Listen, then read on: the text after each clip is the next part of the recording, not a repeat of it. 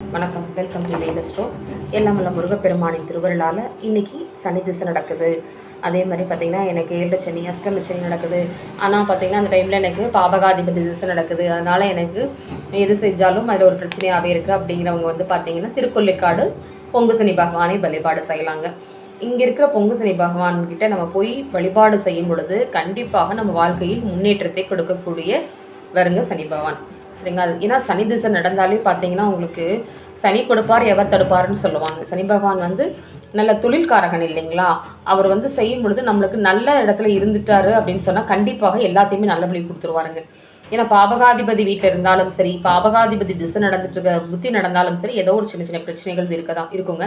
அதனால நம்ம வந்து கண்டிப்பாக திருக்கொல்லிக்காடல் இருக்கிற சனி பகவானை வழிபாடு செய்யும் பொழுது கண்டிப்பாக நம் வாழ்க்கையில் மாற்றத்தை பார்க்கலாம். பக்கத்திலேயே திருக்கொல்லிக்காடில் பார்த்தீங்கன்னா பக்கத்திலேயே மகாலட்சுமி தாயார் இருக்கார். அவர் நேர் எதில் பார்த்தீங்கன்னா உங்களுக்கு காலபைரவரும் இருப்பாங்க. சரிங்களா?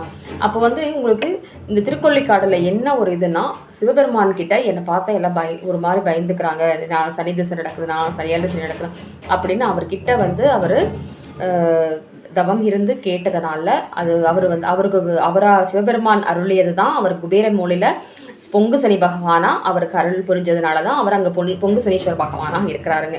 சரிங்களா? நம்ம வாழ்க்கையில் என்ன ஒரு பிரச்சனையும் சனி திசை காலத்தில் என்ன பிரச்சனையாக இருந்தாலும் திருக்கொல்லிக்காடு சென்றீங்கன்னா கண்டிப்பாக உங்கள் வாழ்க்கையில் பிரச்சனைகள் தீர்ந்து வாழ்க்கையில் முன்னேற்றத்தை பார்க்கலாங்க. அதே மாதிரி சனி பகவானுக்கு நேர் எதில் இருக்கிற காலபைரவர் இருக்கிறதுனால காலபைரவர் தான் அவரோட குருவும் கொடுங்க சனி பகவானுக்கு. நீங்கள் சொர்ணாகசன பைரவரை வழிபாடு செய்யும் பொழுது உங்களுக்கு பணப்பற்றாக்குறை இருக்காதுங்க. சனி திசை காலத்திலையும் 7 சனி காலத்திலையும் பார்த்திங்கன்னா பணப்பற்றாக்குறை இருக்காதுங்க. சொர்ண ஆகஸ்ன பைரவர் வழிபாடு செய்யுங்க. அதே மாதிரி குருமலக சாதகம், பைரவருக்கு வந்து குருமலக சாதகம் செஞ்சு நெய்வேத்தியம் பண்ணி கொடுங்க. கண்டிப்பாக நெய் விளக்கு போட்டு நெய்வேத்தியம் செஞ்சு கொடுங்க. கண்டிப்பாக வாழ்க்கையில் முன்னேற்றத்தை பார்க்கலாம். நன்றி, வணக்கம்.